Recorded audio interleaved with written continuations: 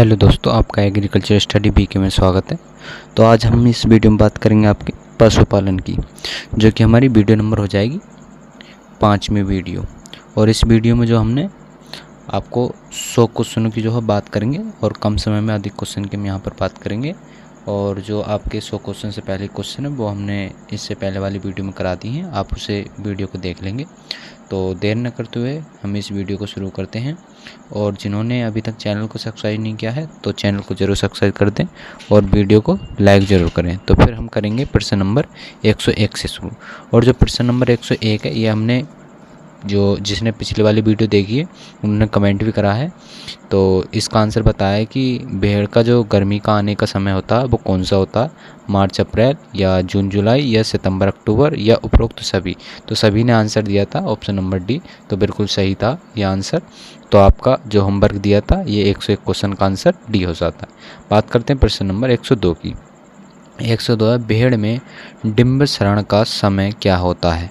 तो मध्यकाल प्रारंभ होने के 10 से 14 घंटे के बाद, या मध्यकाल प्रारंभ होने के 14 से 18 घंटे के बाद, या मध्यकाल प्रारंभ होने के जो है 24 से 30 घंटे बाद, या 36 से 40 घंटे के बाद।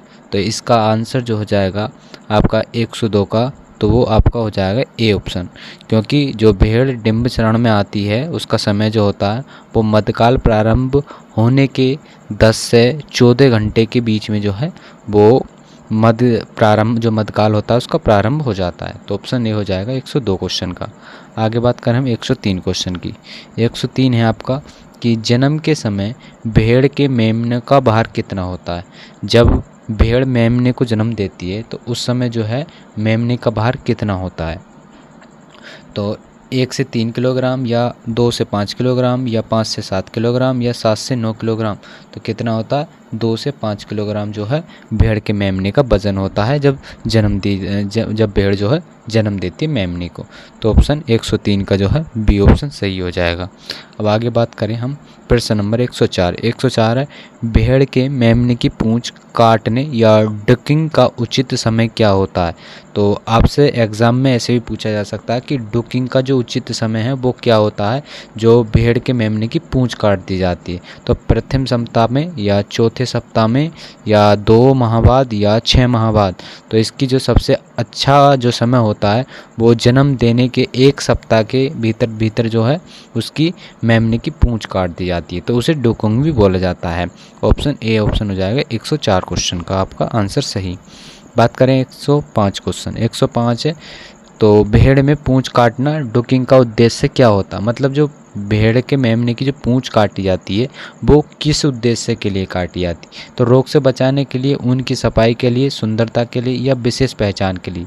तो आपको सबको इसका आंसर पता होगा कि ऊन की जो है सफाई के लिए जो है उसकी पूंछ काट दी जाती है। क्योंकि जैसे वो मलमूत्र करता है तो वो पूंछ जो है अपने शरीर पर मार लेता है, जिस कारण जो है ऊन गंदी हो जाती है। तो उस गंदी से बचाने के लिए ऊन की जो भेड़ होती है उसकी पूंछ काट दी जाती है सफाई के उद्देश्य से, क्योंकि ऊन जो है साफ प्राप्त होती है उससे। फिर ऑप्शन बी हो जाएगा 105 क्वेश्चन।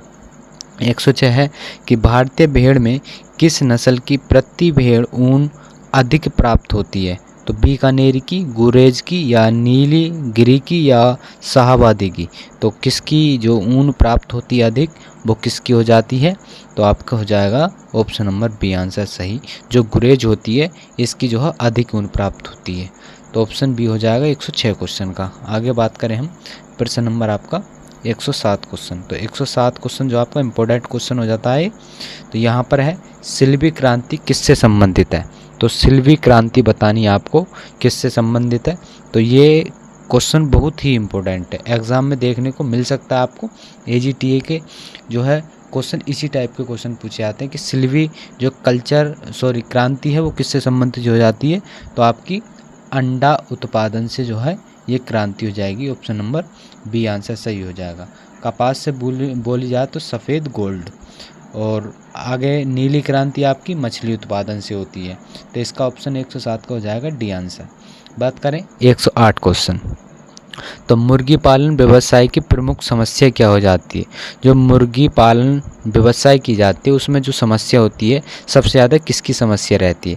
तो उसमें जो है बीमारी की भी समस्या रहती है और आहार की भी समस्या रहती है और बाज़ार की भी समस्या रहती है, क्योंकि उसके दाम घटते और बढ़ते रहते हैं, तो इसलिए उसमें भी समस्या रहती है। तो ऑप्शन नंबर आपका डी आंसर सही हो जाएगा 108 क्वेश्चन का। आगे बात करें हम 109 क्वेश्चन। 109 है कि भारतीयों के आहार में प्राय किसकी कमी होती है? जो भारतीय आहार होते हैं उसमें जो है किसकी कमी होती है, किस पोषक तत्व की कमी होती है? तो उसमें जो कमी होती है आपकी प्रोटीन की जो है कमी होती है, जिस कारण भारतीय जो आहार होता है उसके अंदर। तो ऑप्शन सी हो जाएगा 109 क्वेश्चन का आंसर। बात करें 110। 110 है कि बॉयलर से कितने समय बाद आय प्रारंभ हो जाती है? जो आपकी बॉयलर मुर्गी होती है तो उससे जो है कितने समय बाद जो है उससे आय प्राप्त होने लग जाती है? तो उससे आय प्राप्त कब होने लग जाती है? 8 से 10 सप्ताह में जो है उससे आय प्राप्त होने लग जाती है। ऑप्शन नंबर ए आंसर जो है इसका सही हो जाएगा। आगे बात करें हम 111 क्वेश्चन। मुर्गी से कितने समय बाद अंडा मिलना प्रारंभ हो जाता है? तो मुर्गी से जो है अंडा मिलना कितने समय बाद जो है प्रारंभ हो जाता है? तो वो हो जाता है आपका 5 से 6 महीने में जो है मुर्गियों से अंडा प्राप्त होना जो है शुरू हो जाता है। तो ऑप्शन सी हो जाएगा 111 क्वेश्चन का। आगे बात करें हम 112 क्वेश्चन की। तो 112 है कि अंडे में किस प्रकार की प्रोटीन पाई जाती है? तो अंडे के अंदर किस प्रकार की प्रोटीन पाई जाती है? तो एल्बुमिन जो प्रोटीन है वो आपके अंडे के अंदर पाई जाती है। ऑप्शन सी हो जाएगा 112 क्वेश्चन का आंसर। 113 की बात करें तो मनोरंजन के लिए जानी जाने वाली मुर्गियों की नस्ल कौन सी है? तो इनमें से बताना है जो मनोरंजन के उद्देश्य से जो मुर्गी पाली जाती है वो कौन सी मुर्गी हो जाएगी। और ये क्वेश्चन एग्ज़ाम में आपके में कई एग्ज़ामों में एग्रीकल्चर के में ये पूछा हुआ है। तो ये जो है असील मुर्गी हो जाएगी जो मनोरंजन के उद्देश्य से जो है पाली जाती है। ऑप्शन नंबर बी हो जाएगा 113 क्वेश्चन का। बात करें 114 तो निम्न में से कौन सी मांस वाली नस्ल नहीं है? तो मांस वाली नस्ल बतानी है, इनमें से कौन सी नहीं हो जाती है? तो इनमें से जो है आपकी एनकोवा जो होती है ये मांस वाली आपकी नस्ल नहीं है। एक हो जाएगी और पिंगटन आपकी मांस वाली होती है, कॉर्निश आपकी मांस वाली होती है और ब्रह्म और आयर शायर भी आपकी मांस वाली होती है। तो ये आपकी मांस वाली हो जाएंगी और जो इसमें नहीं है ऑप्शन में, ऑप्शन नंबर डी हो जाएगा इसका 14 का आंसर। बात करें 15 क्वेश्चन की। 15 क्वेश्चन है कि मुर्गियों की कौन सी नस्ल स्वादिष्ट मांस के लिए जानी जाती है? तो स्वादिष्ट मांस के लिए जो है कौन सी मुर्गी जानी जाती है आपकी? तो इसमें आंसर जो हो जाएगा आपका ये हो जाएगा जो घाघस मुर्गी होती है ये मांस के लिए, मतलब इसका मांस जो स्वादिष्ट होता है तो इसलिए स्वादिष्ट मांस वाली जो है इसे जाना जाता है। ऑप्शन नंबर ए आंसर हो जाएगा सही। आगे बात करें किस नस्ल की मुर्गी की त्वचा का रंग पीला होता है? तो कौन सी मुर्गी है जिसकी त्वचा का रंग पीला होता है? तो कॉर्निश जो आपकी मुर्गी की नस्ल होती है इसकी जो है त्वचा का रंग आपका पीला होता है। तो ऑप्शन नंबर ए हो जाएगा 116 क्वेश्चन का। बात करें 117 क्वेश्चन। 117 की द्विकाजी मुर्गी का शरीर होता है। तो द्विकाजी मुर्गी उन्हें बोला जाता है जिनसे अंडा भी प्राप्त किया जाता है और मांस भी प्राप्त किया जाता है। तो द्विकाजी मुर्गी का जो बताना है आपको कि शरीर कैसा होता है, तो आयताकार उसका शरीर होता है। ऑप्शन नंबर ए हो जाएगा आंसर सही। 118 की बात करें तो भारतीय मुर्गियों का औसत वार्षिक अंडा उत्पादन कितना होता है? तो भारतीय जो मुर्गी है उसका एक वर्ष के अंदर जो है कितने अंडे उत्पादित किए जा सकते हैं उससे?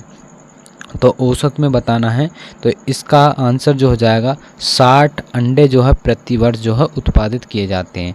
ऑप्शन नंबर बी हो जाएगा 118 क्वेश्चन का। 119 की बात करें तो ब्लाइट लेंगहॉर्न का औसत वार्षिक अंडा उत्पादन कितना होता है?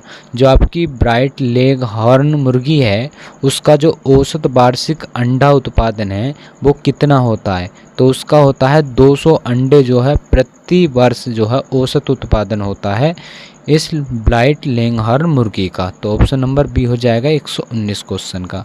120 की बात करें तो 120 आपका अधिक अंडे देने वाली मुर्गी के लक्षण क्या होते हैं? मतलब अगर आपके सामने मुर्गी दी जाए तो उसके लक्षण किस प्रकार से पहचानेंगे आप कि वो अधिक अंडा देगी? तो उसके लक्षण जो हम पहचानेंगे तो उसका जो है पतली मुलायम व चिकनी त्वचा होगी उसकी, और देर से जो है निर्मोचन करेगी, और पेट मुलायम और चर्बी रहित होगी। तो इसके ऑप्शन जो है डी हो जाएगा सही। ये सारी विशेषताएं मिलेंगी, मतलब ये लक्षण होंगे जिस कारण जो है अधिक अंडे देने वाली मुर्गी होगी।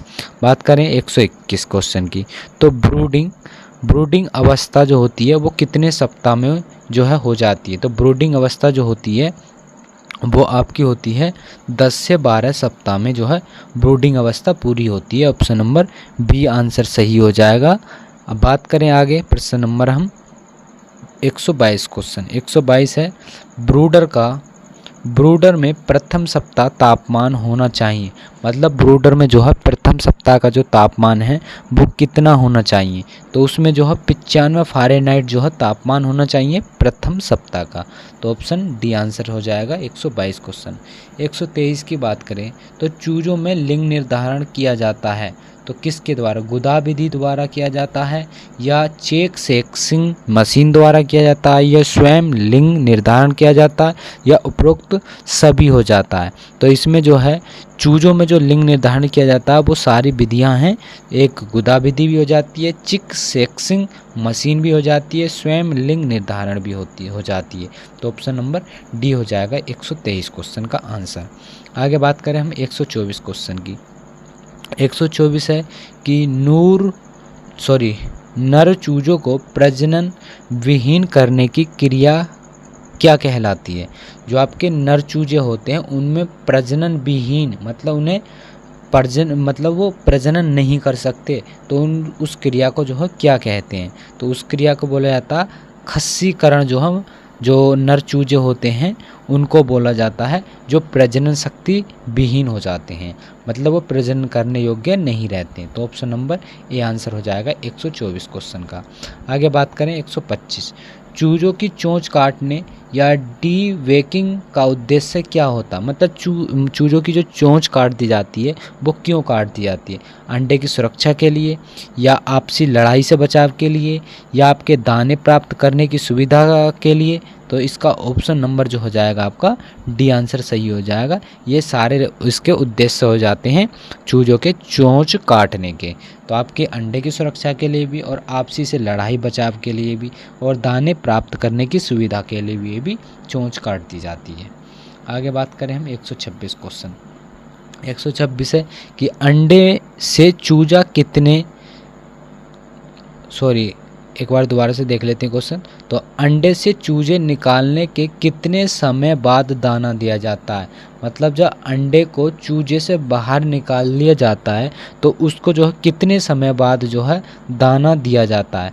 12 घंटे, 36 घंटे, 48 घंटे या 72 घंटे? तो कितने घंटे बाद दिया जाता है? तो 48 घंटे बाद जो है उसे दाना दिया जाता है चूजे को अंडे से बाहर निकालने के बाद। तो 126 का आंसर सी आपका सही हो जाएगा। 127 की बात करें तो पोल्ट्री राशन में नमक की जो मात्रा होती है वो कितनी होती है? जो पोल्ट्री राशन होता है उसमें नमक की प्रतिशत मात्रा कितनी होती है? तो उसमें 0.5% नमक की मात्रा होती है पोल्ट्री राशन के अंदर।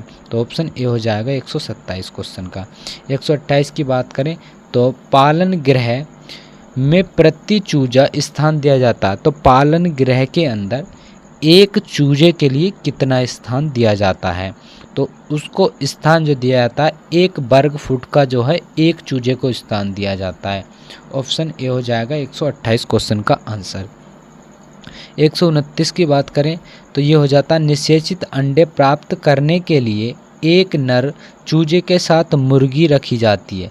मतलब एक निषेचित अंडा अगर प्राप्त करना है तो उसे एक नर चूजे के साथ जो है कितनी मुर्गियाँ रखी जाती हैं? तो उसके साथ जो मुर्गी रखी जाती हैं 8 से 10 मुर्गियां एक नर जो आपका निषेचित अंडे प्राप्त करता है तो उसके साथ रखे जाती हैं 8 से 10 मुर्गी एक नर के साथ। ऑप्शन बी हो जाएगा 129 क्वेश्चन का। 130 की बात करें तो अधिकतम अंडा उत्पादन के प्रकाश अवधि होनी चाहिए, मतलब अधिक अंडा उत्पादन करने के लिए तो कितने प्रकाश अवधि जो है होनी चाहिए, तो उसको अवधि आपकी 14 से 16 घंटे की जो है प्रकाश अवधि मतलब उजाला चाहिए। तो ऑप्शन बी हो जाएगा 130 क्वेश्चन का। आगे बात करें हम 131 क्वेश्चन की। 131 है आपका, भारत में प्रति व्यक्ति वर्ष अंडे की उपलब्धता कितनी होती है, तो भारत के अंदर प्रति एक व्यक्ति के लिए कितने अंडे जो है उपलब्ध हो जाते हैं, तो इसमें अंडे जो उपलब्ध होते हैं 44 अंडे जो है प्रति वर्ष हो जाते हैं। ऑप्शन बी हो जाएगा 131 का सही आंसर। 132 की बात करें तो हमारे देश में प्रति व्यक्ति प्रति वर्ष मुर्गी मांस की उपलब्धता कितनी होती है, तो मुर्गी का मांस प्रति वर्ष कितना प्राप्त होता है हमारे देश के अंदर, किसके, भारत के अंदर, तो इसमें हो जाएगा आपका 1.6 किलोग्राम जो है प्रति जो व्यक्ति है उसे प्रतिवर्ष मुर्गी का मांस उपलब्ध हो जाता है। ऑप्शन ए हो जाएगा 132 का आंसर। बात करें 133, अंडे के माध्यम से चूजे में आने वाली बीमारी कौन सी होती है, जो अंडे के माध्यम से जो चूजों में आने वाली बीमारी होती है वो कौन सी हो जाती है आपकी, तो साल्मोनेला जो होती है ये आपकी अंडे से जो है चूजे के अंदर बीमारी आ जाती है। ऑप्शन नंबर ए हो जाएगा 133 का सही। आगे बात करें 134 क्वेश्चन की, तो 134 है कि मुर्गियों पर आने वाले कुल व्यय का कितना भाग आहार पर व्यय किया जाता है, जो मुर्गियों पर आने वाला कुल व्यय है मतलब खर्चा है तो उसका कितना भाग जो है आहार पर जो है खर्चा हो जाता है, तो इस पे जो खर्चा होता है वो आपका 65% हो जाता है, जो आपका मुर्गियों पर कुल व्यय होता है उसका जो है आहार पर 65% खर्चा हो जाता है। ऑप्शन सी हो जाएगा आंसर 134 का। 135 की बात करें तो पोल्ट्री यूनिट की निपुणता का आकलन किया जाता है, तो पोल्ट्री जो यूनिट है उसकी निपुणता का जो आकलन किया जाता है तो किसके द्वारा किया जाता है, तो उसका आकलन आपका कुल अंडों के उत्पादन से जो है उसका जो पोल्ट्री की पूरी यूनिट है उसका निपुणता मतलब किया जाता है। तो ऑप्शन नंबर बी आंसर सही हो जाएगा 135 का। 136 की बात करें तो 136 है कि एक दिन से लेकर 10 महीने तक मादा चूजे को क्या कहते हैं, तो एक दिन से लेकर और 10 महीने तक जो मादा चूजा है उसे क्या बोला जाता है, तो उसे बोला जाता है आपका पुलेट बोला जाता है। ऑप्शन नंबर बी हो जाएगा 136 क्वेश्चन का आंसर आपका।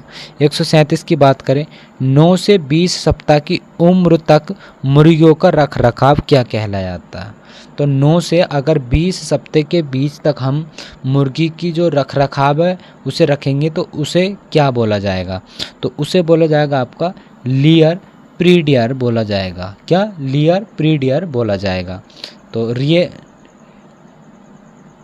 रियरिंग पीरियड बोला जाता है उसे। ऑप्शन बी हो जाएगा आंसर 137 का। 138 की बात करें 9 से 20 सप्ताह तक के चूजे को दिए जाने वाला आहार को क्या कहते हैं, अगर 9 से 20 सप्ताह को तक के चूजे को अगर आहार दिया जाता है तो उसे क्या बोला जाता है, तो उसे ग्रोव मेस बोला जाता है। क्या, ग्रोवर मेस जो है बोला जाता है। ऑप्शन ए हो जाएगा आंसर इसका सही। 139 की बात करें बॉयलर फिनिशिंग मेस में प्रोटीन कितनी होती है, तो बॉयलर फिनिशिंग जो मेस है उसमें प्रोटीन की मात्रा कितनी होती है, तो उसमें होती है 19%। ऑप्शन सी आंसर हो जाएगा 139 क्वेश्चन का। 140 की बात करें तो प्रतिदिन 100 मुर्गियों की औसत पानी की आवश्यकता होती है, मतलब प्रतिदिन एक दिन के अंदर 100 मुर्गियों को जो है कितने पानी की आवश्यकता होगी, तो कितने पानी की आवश्यकता होगी, 30 से 40 लीटर जो है 100 मुर्गियों के लिए पानी की आवश्यकता होगी। ऑप्शन नंबर बी हो जाएगा इसका आंसर सही। बात करें 141, अंडे देने वाली मुर्गियों को आर्थिक रूप से फर्श पर कितने समय तक जो है रखना लाभदायक होता है। जो अंडे देने वाली मुर्गियां हैं उनको आर्थिक रूप से अगर हम फार्म पर रखेंगे, मतलब फार्म पर रखते हैं, तो उन्हें कितने समय तक रखना जो है लाभदायक रहेगा हमारे लिए, तो उसे जो है 1.5 वर्ष तक जो है हम फार्म पर रख सकते हैं। ऑप्शन नंबर बी हो जाएगा 141 क्वेश्चन का। आगे बात करें 142 क्वेश्चन। 142 है, उत्तर भारत में अंडे देने वाली मुर्गियों के फार्म प्रारंभ करने का उचित समय क्या होता है। तो उत्तर भारत के अंदर अगर हम अंडे देने वाली मुर्गियों का फार्म प्रारंभ करते हैं तो उसका उचित समय क्या हो जाएगा। तो उसका उचित समय होगा आपका फरवरी और मार्च के महीने में जो है उसका उचित समय होता है मुर्गी का फार्म प्रारंभ करने के लिए। ऑप्शन ए हो जाएगा 142 क्वेश्चन का। बात करें 143 क्वेश्चन। 143 आपका कि 500 लेयर या 1000 बॉयलर के लिए कर्व्ड शेड की आवश्यकता होती है। तो कितनी आवश्यकता होती है, तो आपकी जो आवश्यकता होती है इसके लिए 1000 वर्ग फीट की आवश्यकता होती है। ऑप्शन नंबर बी हो जाएगा 143 क्वेश्चन का। 144 की बात करें, ब्राइट लेग हॉर्न के 8 सप्ताह के मादा चूजे का औसत भार कितना होता है। जो आपका ब्राइट लेग हॉर्न होता है 8 सप्ताह का मादा चूजे का जो है औसत भार कितना हो जाता है आपका, तो इसमें 500 ग्राम हो जाता है औसत भार। ऑप्शन नंबर ए हो जाएगा 144 क्वेश्चन का। 145 की बात करें तो मुर्गियों में F1 तथा RV2 टीका किस बीमारी से बचाव के लिए लगाया जाता है। तो मुर्गियों में जो है F1 और R2B टीका जो है किस बीमारी के लिए लगाया जाता है, तो वो आपका रानीखेत की बीमारी के लिए लगाया जाता है। ऑप्शन बी हो जाएगा 145 का। 146 की बात करें, एक दिन की आयु के चूजे में, मतलब चूजे को जो है कौन सा टीका लगाया जाता है। जब एक दिन की आयु होती है चूजे की तो उसमें जो है टीका कौन सा लगाया जाता है, तो उसमें टीका आपका मोरेक्स का जो है टीका लगाया जाता है। ऑप्शन नंबर ए आंसर सही हो जाएगा इसका। बात करें 147 क्वेश्चन। 147 है, ब्राइट लेग हॉर्न मुर्गी अंडे पर जाने तक औसत कितना दाना खा जाती है। मतलब जो ब्राइट लेग हॉर्न मुर्गी है वो अंडे तक जाते समय जो है कितना औसत दाना जो है खा जाती है, तो वो आपकी खाई जाती है 7 से 8 किलोग्राम। ऑप्शन नंबर बी हो जाएगा 147। 148 की बात करें, एक फीडरेशन कितने अंडे देने वाली मुर्गियों के लिए पर्याप्त होता है। जो आपका एक फीडर्स है वो कितने अंडे देने वाली मुर्गियों के लिए पर्याप्त हो जाता है, तो वो आपका हो जाता है 50 मुर्गियों के लिए। ऑप्शन नंबर डी हो जाएगा आंसर 148 का। बात करें 149 क्वेश्चन की, तो 149 आपका अंडे देने वाली प्रति मुर्गी के लिए ट्रफ टाइप फीडर में स्थान दिया जाता है। जो एक अंडे देने वाली मुर्गी है उसे जो है ट्रफ टाइप फीडर में जो है कितना स्थान दिया जाता है, तो उसमें उसको स्थान 10 से 12 सेंटीमीटर का स्थान दिया जाता है। ऑप्शन सी हो जाएगा 149 का। 150 की बात करें, एक मुर्गियों को पकड़ने के लिए प्रयोग किया जाता है। तो एक मुर्गी को पकड़ने के लिए किसका प्रयोग किया जाता है, तो कैचिंग हुकिंग का जो है प्रयोग किया जाता है। हुक्स जो होता है आपका कैचिंग, उसका प्रयोग किया जाता है एक मुर्गी पकड़ने के लिए। ऑप्शन बी हो जाएगा। आगे बात करें 51 क्वेश्चन, तो लेइंग पीरियड में आर्थिक लाभ के लिए मृत्यु दर की सीमा कितनी होती है। तो लेइंग जो पीरियड है उसमें जो आर्थिक लाभ के लिए मृत्यु दर कितनी हो जाती है, तो उसकी होती है आपकी 15% से कम। ऑप्शन नंबर ए आंसर सही हो जाएगा। 152 की बात करें, अंडे उत्पादन के लिए उत्तम तापमान कितना रहता है। तो अंडे उत्पादन के लिए उत्तम तापमान 12.5 सेंटीग्रेड तापमान रहता है। आगे बात करें 153, किस तापमान पर मुर्गी हीट स्ट्रोक से मरने लगती हैं। तो किस तापमान पर जो है मुर्गियां हीट स्ट्रोक पर मरने लगती हैं, तो 37.8 सेंटीग्रेड तापमान पर जो है मुर्गियां हीट स्ट्रोक से जो है मरने लग जाती हैं। आगे बात करें 154 क्वेश्चन की।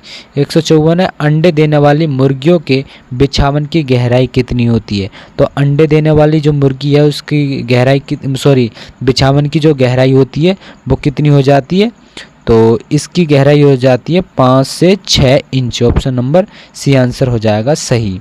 आगे बात करें हम मुर्गियों की ड्रिप लीटर से प्राप्त होती है। तो ड्रिप लीटर से क्या प्राप्त होती है? तो विटामिन बी कम्प्लेक्स और एनिमल प्रोटीन फैक्टर जो है प्राप्त होती है। ऑप्शन नंबर इसका हो जाएगा ए और बी दोनों सही हो जाएंगे। तो ऑप्शन नंबर सी हो जाएगा 155 क्वेश्चन का।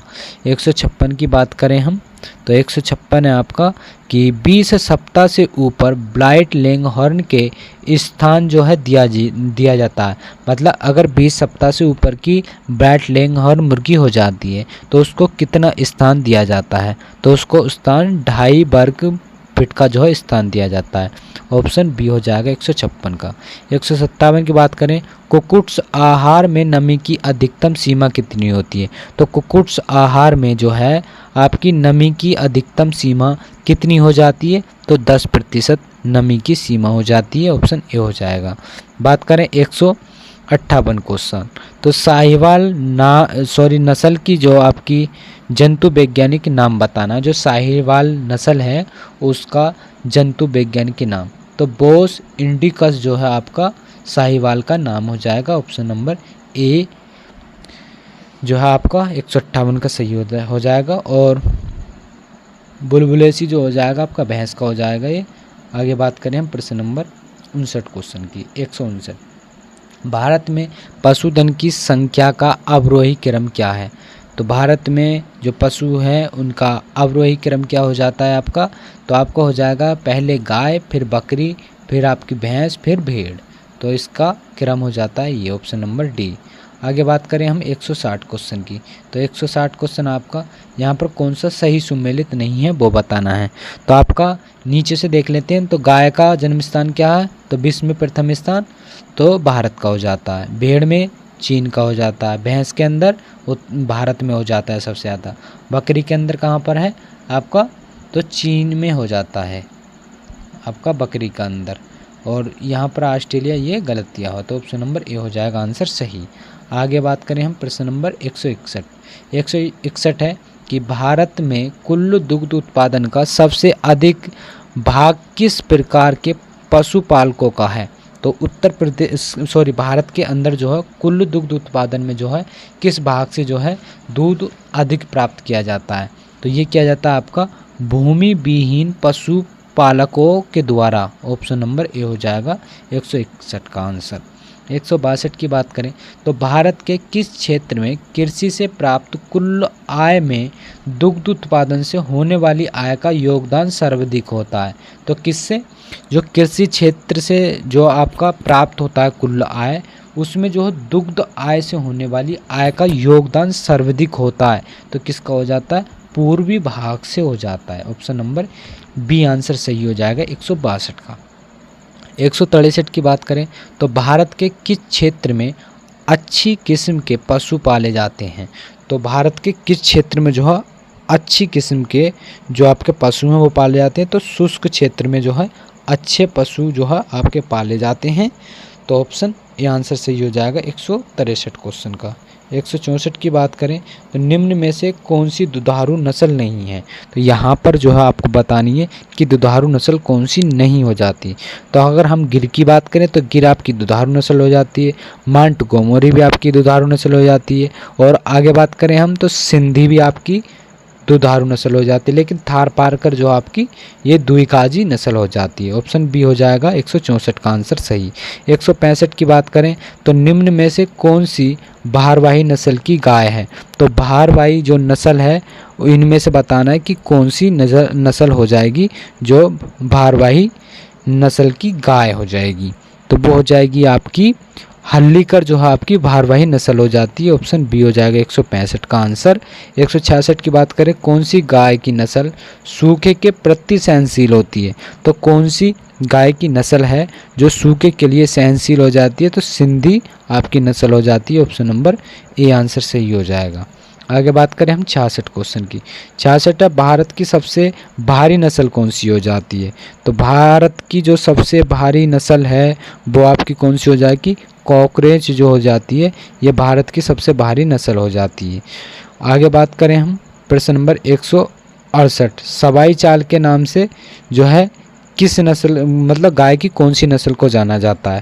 तो भारी, जो सबसे भारी और जो सवाई चाल वाली नाम वाली है वो, उसको भी हम जो है कॉकरेज ही जो आपकी नस्ल होती है गाय की, तो ये इसी नस्ल को जो है सवाई चाल के नाम से जानते हैं और सबसे भारी नस्ल भी। आगे बात करें हम प्रश्न नंबर 169 क्वेश्चन की। 169 है, इनमें से कौन सा असत्य है वो बताना है कि कौन सा असत्य हो जाता है आपका। तो इसमें से भारवाही नस्ल के बैल कृषि कार्य के लिए अच्छे होते हैं, बिल्कुल सही है। भारवाही नस्ल की गायों का दुग्ध उत्पादन कम होता है, तो बिल्कुल सही है, कम होता है। आगे बात करें, भारवाही नस्लों की गायों के दूध में वसा मुर्रा नस्ल से अधिक होता है, तो नहीं हो सकता। आगे बात करें, केन कथा भारवाही नस्ल की गाय है, बिल्कुल सही हो जाता है। तो इसलिए ऑप्शन नंबर सी आंसर यहाँ पर गलत दिया हुआ है, तो ऑप्शन 179 का सी हो जाएगा। आगे बात करें हम 170 क्वेश्चन। तो निम्न में से किस नस्ल की गाय का जन्म जो है उत्तर प्रदेश है? तो कौन सी नस्ल है जिसका जन्म जो है उत्तर प्रदेश हो जाता है?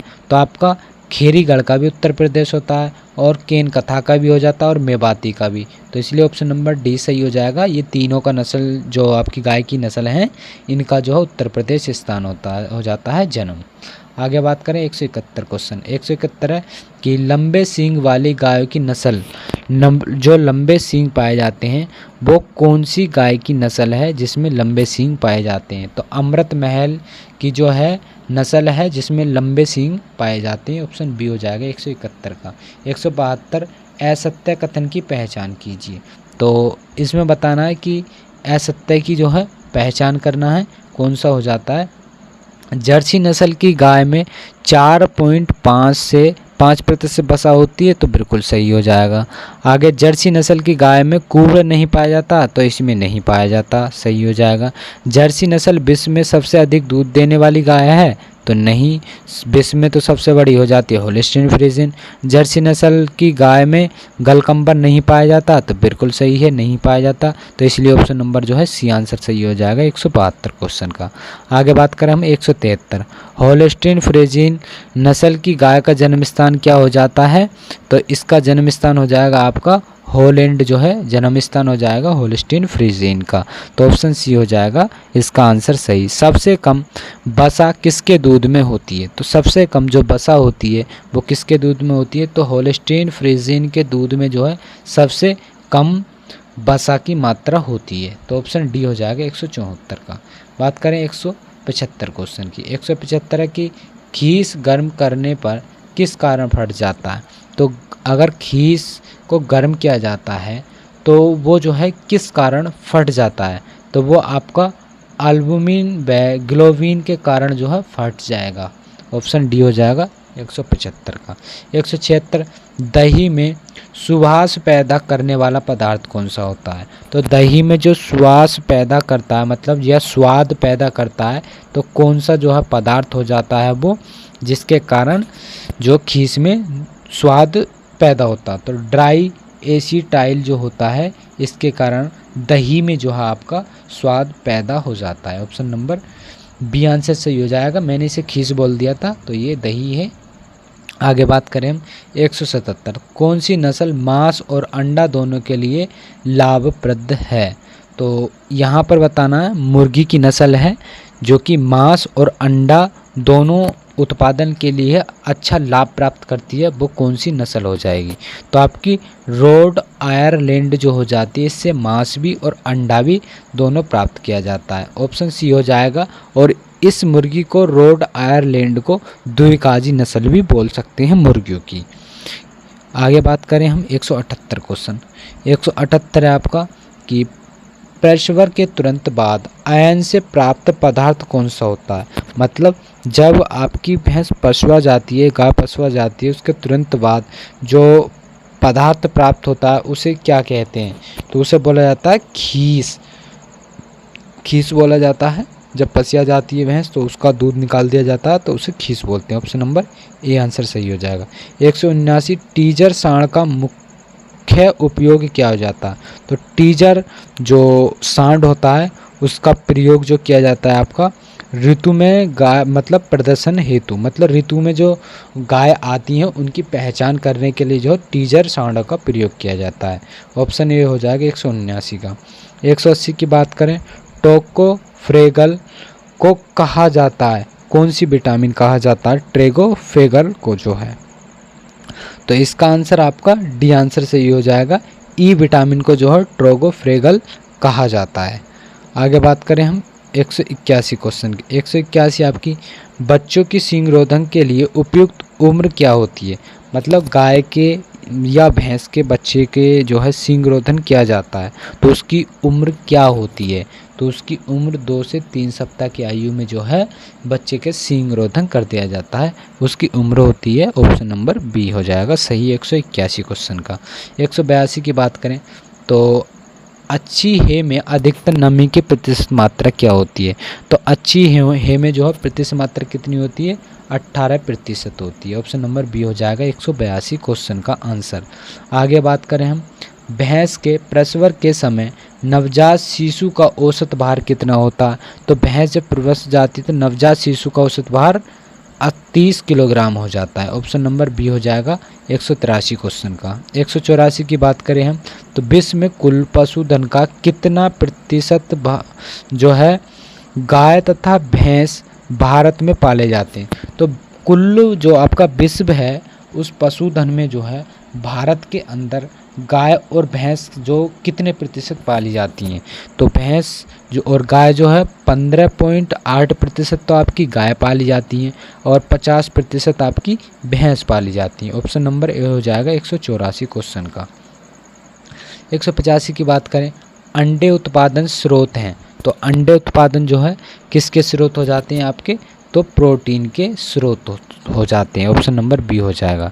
186 की बात करें, 19वीं राष्ट्रीय पशुधन संगणना के अनुसार भारत में कुल भैंसों की संख्या कितनी थी? तो 19वीं राष्ट्रीय जो पशुधन जनगणना है, पशु की जनगणना थी, तो उसमें जो है भारत में कुल भैंसों की संख्या कितनी थी? तो उसमें थी आपकी 108.7 मिलियन। कब थी? 19वीं राष्ट्रीय जो 19वीं आपकी जनगणना हुई थी, और अब तो बढ़ गई होगी काफ़ी। अब आगे बात कर लेते हैं हम 20 की। तो 20वीं राष्ट्रीय पशु जनगणना कब की गई थी? तो की जाएगी, मतलब की जाएगी। तो आपकी 20वीं जो राष्ट्रीय पशुधन संगणना या जनगणना है वो कब की जाएगी आपकी? तो वो की जाएगी आपकी 2017 में जो हो गई थी उसमें बढ़ गई थी, लेकिन ये 2019 का डेटा है। और आगे बात करें हम प्रश्न नंबर आपका 188 क्वेश्चन की। तो 188 क्वेश्चन आपका कि भारत में कुल पशुधन में गोवंशीय पशु का प्रतिशत कितना? तो भारत में जो कुल पशुधन है गोवंशीय, तो उनका जो प्रतिशत है वो कितना है? तो उनका प्रतिशत हो जाता है 37.8%। ऑप्शन नंबर ए हो जाएगा 188 क्वेश्चन का। आगे बात करें हम 189 क्वेश्चन। तो 189 क्वेश्चन आपका, भारत के किस राज्य में गोवंशीय पशुओं की संख्या सबसे अधिक है? तो भारत के अंदर बताना है जो गोवंशीय पशुओं की संख्या है वो सबसे अधिक कहाँ पर हो जाती है? तो आपकी हो जाएगी मध्य प्रदेश के अंदर। ऑप्शन नंबर ए हो जाएगा इसका आंसर सही। आगे बात करें हम 190 क्वेश्चन की। 190 है आपका, अंडा उत्पादन में भारत का विश्व में कौन सा स्थान हो जाता है? तो अंडे उत्पादन में जो है भारत का विश्व में कौन सा स्थान है आपका? तो तीसरा स्थान हो जाता है अंडा उत्पादन में पूरे विश्व में भारत के अंदर। ऑप्शन सी हो जाएगा 190 क्वेश्चन का। 191 की बात करें, प्रथम ऑपरेशन फ्लड योजना का प्रथम चरण कब प्रारंभ किया गया था?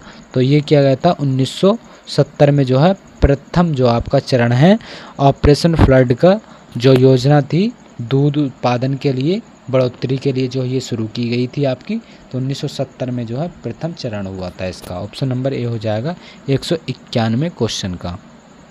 आगे बात करें हम 182 क्वेश्चन की। 182 क्वेश्चन आपका कि निम्न में से किसके दूध में आयरन की मात्रा सबसे अधिक पाई जाती है? तो इनमें से बताना है कि आयरन की मात्रा सबसे अधिक किसके दूध में पाई जाती है? तो इसमें बकरी के दूध में सबसे अधिक आयरन की मात्रा पाई जाती है। ऑप्शन नंबर सी हो जाएगा 192 क्वेश्चन का। 193 की बात करें, मूंगफली की खली में 6.2% नाइट्रोजन और प्रोटीन की प्रतिशत की मात्रा जो उसमें कितनी होगी। तो अगर उसमें नाइट्रोजन की मात्रा मूंगफली की खली में 6.2% है तो प्रोटीन प्रतिशत की जो प्रतिशत मात्रा है वो कितनी हो जाएगी, तो उसमें 36.25% हो जाएगी प्रोटीन की मात्रा, किसमें, मूंगफली की खली के अंदर। आगे बात करें हम प्रश्न नंबर 94 क्वेश्चन 94, निम्नलिखित में से कौन सी गाय की भारवाही नस्ल नहीं है। तो इनमें से बताना है कि गाय की कौन सी भारवाही नस्ल नहीं हो जाती। तो नीमाड़ी जो होती है ये आपकी भारवाही नस्ल नहीं है। मालवी भी आपकी भारवाही नस्ल हो जाएगी, अमृत महल भी आपकी भारवाही हो जाएगी और खेरी गढ़ी भी हो जाएगी। तो इसका ऑप्शन डी हो जाएगा आंसर सही 194 का।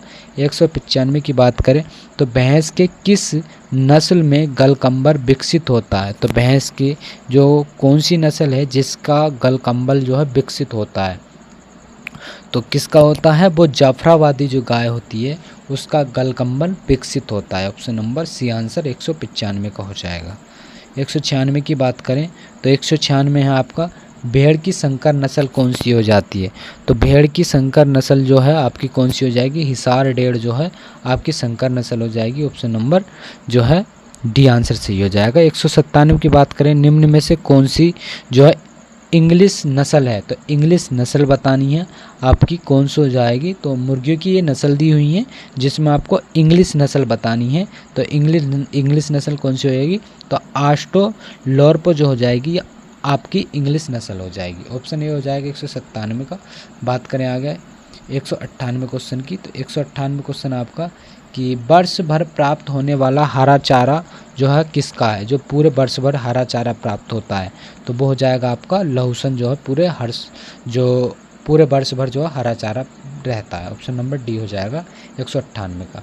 199 की बात करें तो गेहूं का चोकर, सरसों की खली तथा जौ के दाने से तैयार मिश्रण में शुष्क पदार्थ की मात्रा कितनी होती है। तो कितनी होती है, तो 90% होती है गेहूं के चोकर में और सरसों की खली में और जौ के दाने से जो तैयार मिश्रण है उसके अंदर 90% जो आपके शुष्क पदार्थ होते हैं। 199 का आंसर सी हो जाएगा।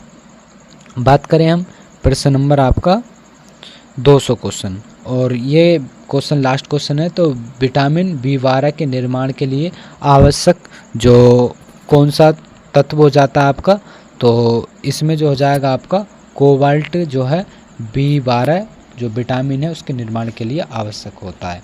तो ऑप्शन सी आंसर सही हो जाएगा 200 क्वेश्चन का। आगे बात करें 201 क्वेश्चन की। 201 है कैल्शियम की कमी से होने वाला रोग। तो इम्पोर्टेंट क्वेश्चन है ये, कैल्शियम की कमी से होने वाला रोग स्कर्वी के द्वारा, रक्त अल्पता के कारण, या रिकेट्स के द्वारा, या पेरोसिस के कारण। तो इसका आंसर आपको 201 का आंसर कमेंट बॉक्स में बताना है। अगली वीडियो में जो है हम इस वीडियो का आंसर बताएंगे, आपको कमेंट बॉक्स में बताना है कि इसका आंसर क्या होगा। तो 4 ऑप्शनों में से आपको एक ऑप्शन चूज करना है। और यहाँ पर जो हमने इस वीडियो में आपके 100 क्वेश्चन करा दिए हैं और ज़्यादा समय नहीं, हमने 42 मिनट में जो है 100 क्वेश्चन कर लिए, बहुत हैं। आप इन क्वेश्चनों को अच्छी तरीके से कर लेंगे तो फिर